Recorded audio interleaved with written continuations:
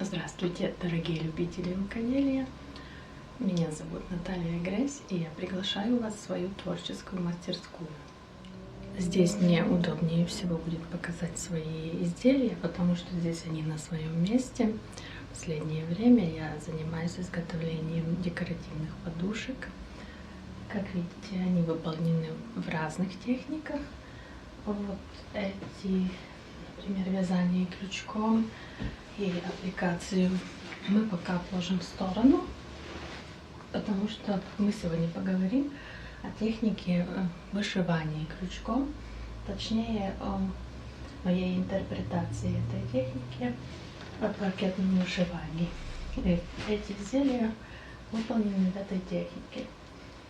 Хочу вкратце показать основные приемы этой техники. Для этого я приготовила здесь несколько приемов. И начнем с самого простого.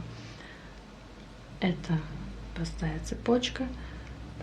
Вытягиваем нитку. Снизу образуется петелька. И таким образом мы вышиваем цепочку.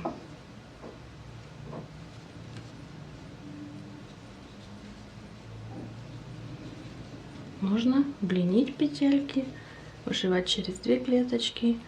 Получается удлиненная цепочка.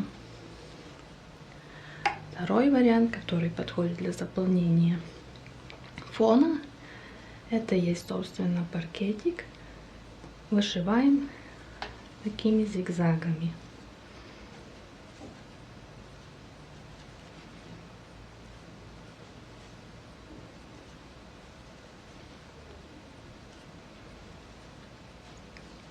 Тоже этот паркетик можно немножко удлинить, если позволяет узор и нитки.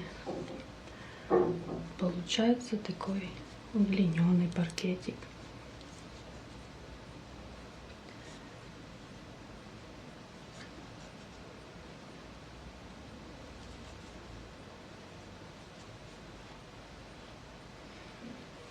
И я сразу хочу показать на изделиях, как это выглядит. Это будет у нас простая цепочка. На этой подушке можно видеть разные техники. Это цепочка, простой паркетик и так выглядит удлиненный паркетик на изделии. Я искала альтернативу для вышивания крестиком и хотелось попробовать что-то новое. Для меня большой плюс это, что работа идет довольно быстро, не надоедает. Кроме того, нитку отрывать постоянно не надо. Вышивка идет, как вы видели, из клубочка. Конечно, при построении узора надо учитывать, что это цепочка. Узоры получаются немножко покрупнее и попроще, чем узоры крестиком. Но можно использовать различные геометрические фигуры, цветные блоки. Каждый может проявить свою креативность и фантазию и создать что-то оригинальное для своего интерьера.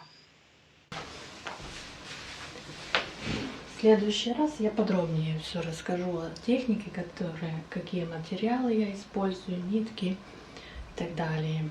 Больше примеров можете увидеть на моей страничке в Instagram. Спасибо за внимание. Всем пока.